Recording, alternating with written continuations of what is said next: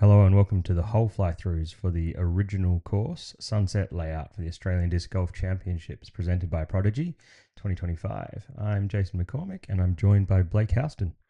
Hello, the original course, the first course installed at Mundaring.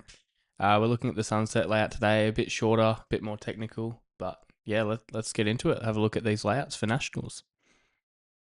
This is hole 1. It's a par 5 on the sunset layout, 225 metres down the hill. There's going to be OB beyond the tree line on the left and some OB coming into play on the right, shared with hole 2.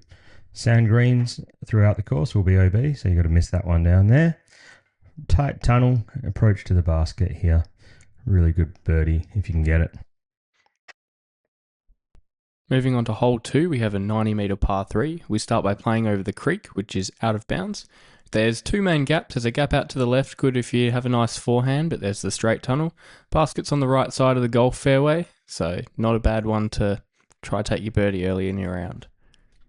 Hole 3, par 3, 70 metres. First shot is a little tunnel. You probably want to throw a backhand turnover, get something turning. It's a bit stable, flex back. Watch out for the sand green on the left. Hole 4, a couple of options here. There's a left tunnel and a right tunnel, so don't get stuck in between. Forehand for the righty out the left, backhand for the right, lefty other way round. Basket slightly elevated on a bit of a rock, but yeah, pretty short hole. Hole number 5. Lots of trees to hit here. Pick a line, make sure you hit it. 80 metres, par 3.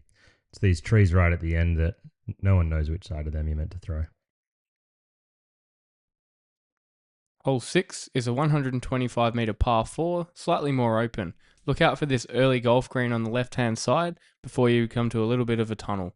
Basket's right at the end of the tunnel on a little bit of a hill. Hole number 7. Another shorter par 4, 120 metres. There's a Mando on the left here, so you have to go to the right of that. Down the tunnel, second half of the hole.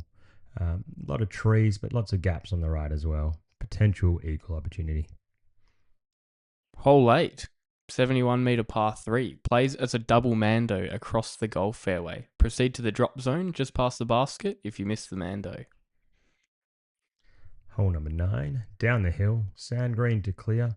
You can throw straight at it or you can throw a big hyzer for the righty backhand and let it drift into the basket. 99 metres, but definitely doesn't play that far.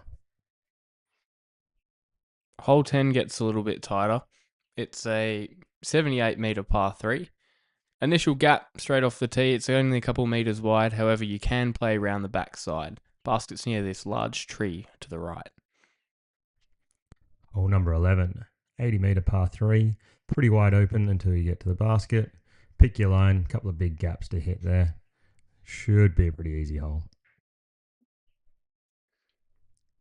Hole 12, a tight one off the tee, 158 metre par 4. Play through this first gap, or you can take a drive out really wide to begin with, but then makes the second shot a lot harder. Look out for this Mando on the right side of the fairway. Proceed to the drop zone if you miss it, and a scary green with this sand green on the left-hand side.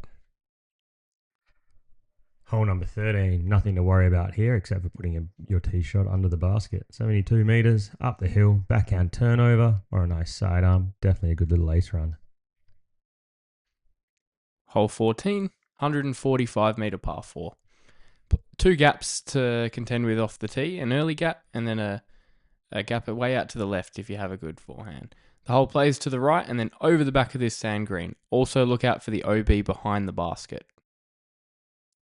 Hole number 15, there will be some OB marked for the Mundaring course. Just ignore that, not in play on this hole.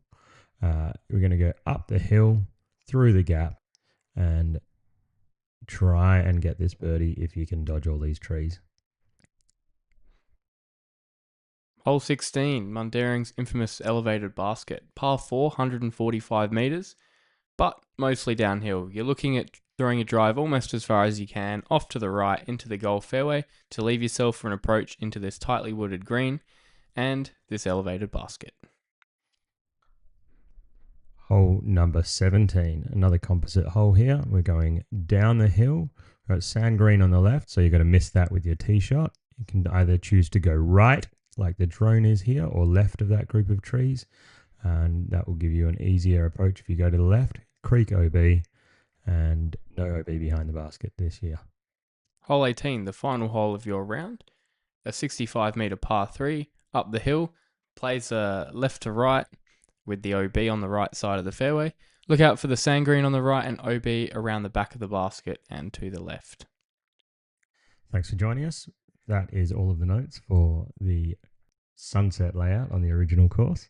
They'll all be available in the caddy book and on UDisc and anywhere else that you choose to look. Can't wait to see you for the world course hole notes.